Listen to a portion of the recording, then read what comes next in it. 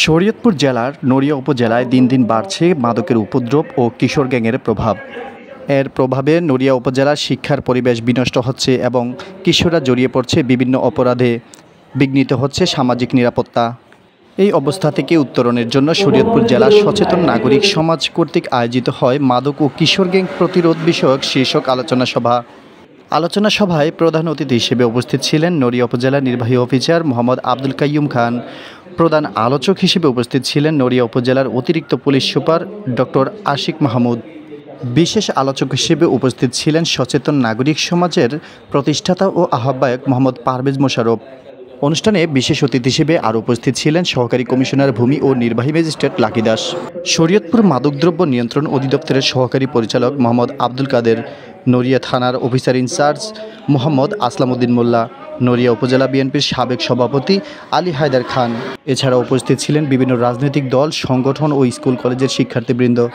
অনুষ্ঠানটির সভাপতিত্ব করেন নড়িয়া সরকারি কলেজের অধ্যক্ষ প্রফেসর এস.এম. সাইদুর রহমান। সঞ্চালনায় ছিলেন সচেতন নাগরিক সমাজের সদস্য সচিব ফয়সাল সাদিব।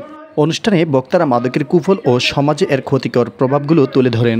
কিশোর গ্যাং বাঙালি জাতির জন্য একটি ব্যাধি, এরকম ব্যাধি যা কল্পনাতীত। আমরা যদি এখান থেকে বেরিয়ে আসতে না পারি, জাতিগতভাবে বাঙালি যে জাতি, এই জাতিটি কি নিরক্ষর হয়ে যাবে, না সুধী সমাজ বা বিশ্বের বুকে মাথা টান করে দাঁড়াবে, সেটি এখন শুধু দেখার বিষয়।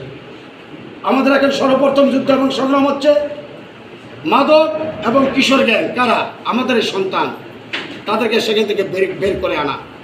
অন্যথা আমরা এই পৃথিবী থেকে বাঙালি জাতি হিসাবে হয়তো বন্য জাতির মতো আমাদের আত্মপ্রকাশ করতে পারে।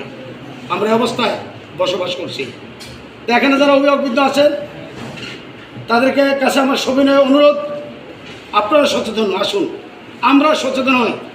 তো এখানে যারা এসে প্রত্যেকটা রাজনৈতিক দল থেকে আমরা প্রতিনিধি, কারণ পুলিশের বাইরে সাথে আলাপ করছি, বলে যে আমরা যদি কোনো মাদক চিহ্নিত মাদক কারবারি বা সামরিক তাদেরকে ধরে আনি, এই আপনাদের একটু কোনো নেতা চলে আসে, আগে বলেছে ও আমার ভাই থাকে, ও আমার দলের লোক, ছাড়িয়ে দেয়, টাকা পয়সা লেনদেন করবে। তাহলে এই যে আমাদের তো কোনো কার্যকর কোনো পদক্ষেপ নিতে পারতেছি না, তার মানে রাজনৈতিক দলের নেতাদের এখানে লাগে, এর উপরে সাংবাদিক বৃন্দ লাগে, প্রশাসনে যারা আছেন তারা বলে। কিন্তু আমার কাছে দুর্ভাগ্য হলো এটি সত্য যে এরকম তথ্য আসে যে মাদক কারবারিদের ধরতে গেলে তারা কিভাবে যেন আগে খবর পেয়ে যায় যে তারা আপনি ধরতে যেতেছে, এই খবরটা দেয় কিভাবে, তারা কিভাবে খবর পায়। তো আমি বিশ্বাস করি বর্তমানে, আমি বিগত দিনের কথা বলবো না, আমাদের যিনি আজকে প্রধান আলোচক সম্মানিত অতিরিক্ত পুলিশ সুপার, তার সাথে আমার কথা হয়েছে একবার। আমার কাছে মনে হয়েছে তিনি অত্যন্ত জ্ঞানী মানুষ এবং খুবই ভালো মনের মানুষ, এবং ওসি মহোদয় আছেন, আরো যারা আছেন উপস্থিত, সকলের প্রচেষ্টায় আমার মনে হয় যে আমরা যদি আন্তরিকভাবে চেষ্টা করি তাহলে নড়িয়া থেকে মাদক কিশোরগঞ্জ বন্ধ করতে পারবো।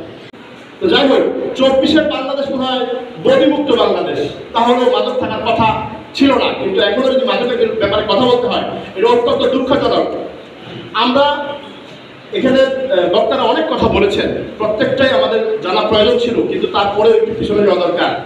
আজকে নড়িয়ার যে শিক্ষা ব্যবস্থার অবস্থা, যে পরিণতি হয়েছে, এই পরিণতি আসার পিছনে কিছু কারণ তো অবশ্যই দায়ী। প্রথমত অর্থনৈতিক সমস্যা। একটা সময় মানুষ টাকার জন্য পড়াশোনা করতে পারতো না, প্রাইভেট পড়াতে পারতো না, আর আজকে টাকার জন্য করতে পারে না। এর কারণ হলো সর্বশেষ মানুষ যাই কিছু করে টাকার জন্য করে।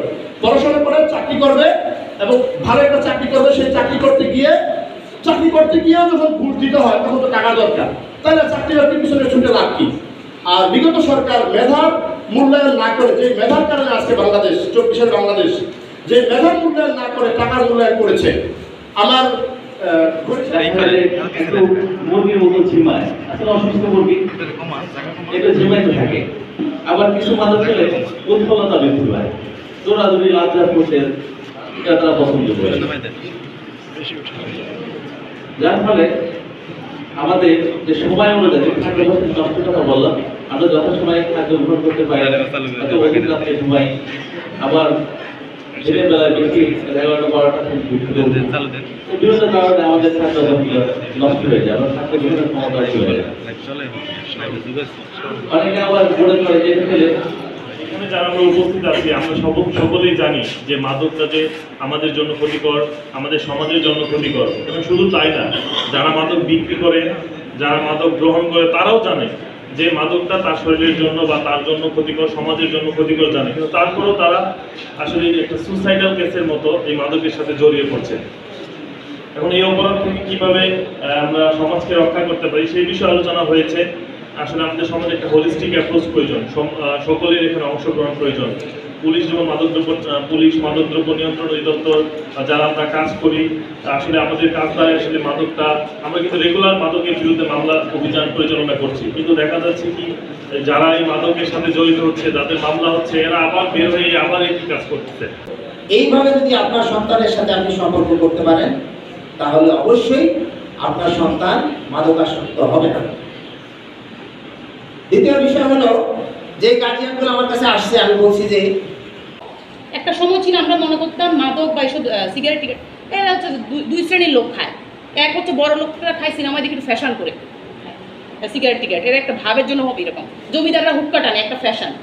আর এক শ্রেণী খায় গরিব, দুঃখে কষ্টে, খাওয়ার কী করবে, মনের কষ্টে কিছু সিগারেট টিগারেট খায় করে থাকে। কিন্তু মিডল ক্লাসদের মধ্যে শিক্ষিত বা সচেতন সমাজ মনে করতাম তারা খাওয়ার কথা ছিল না। এখন সর্বত্র কোনো জায়গায় আপনি বাদ দিতে পারবেন। উল্টে এমন হয়েছে এখন বড় লোকরাই পায় না খুঁজে আমাদের খেলায়। কথাটা কিন্তু সত্যি কথা বলছি। যেমন এটা আমি বলবো, নড়িয়ে এই দুটো জিনিস খুবই রিস্কের বিষয়। একটা হচ্ছে লেখাপড়াটার জন্য যে নাই, আরেকটা হচ্ছে টাকা থাকার কারণে বাবা বা পরিবারের মুরব্বীরা কিন্তু বিদেশে থাকে, বাড়িতে বেশিরভাগ মায়েদের কন্ট্রোলে বা মহিলাদের কন্ট্রোল থাকে ছেলেপেলেরা, তো মারা তো আশেপাশে খুব একটা খেয়াল রাখে না। তো তাতে যেটা হচ্ছে বাচ্চারা এই সুযোগে কিন্তু নষ্ট হয়ে যাচ্ছে।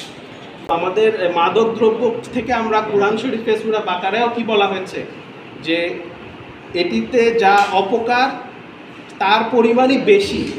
মাদক কিন্তু আছে, কিন্তু তার থেকে ক্ষতির পরিমাণই বেশি কুরআন শরীফে বলা হয়েছে। তারপরে ধাপে ধাপে বিভিন্ন ধাপে এটাকে নিষিদ্ধ করা হয়েছে।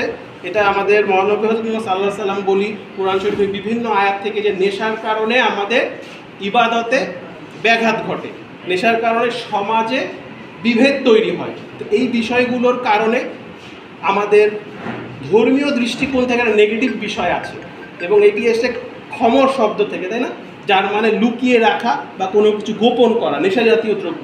তো যে জিনিস গোপনে করতে হয়, অন্যের প্ররোচনার থেকে দূরে এসে গোপনে করতে হয়, আমি অন্যকে দেখাতে পারবো না, সেটি মানেই খারাপ। এটি আমাদের ধর্মীয় দৃষ্টিকোণ থেকে, ইসলামের দিক থেকে যদি আমি বলি, অন্যান্য সকল ধর্মেও এটি বিভিন্নভাবে তার স্বব্যাখ্যা দেওয়া আছে।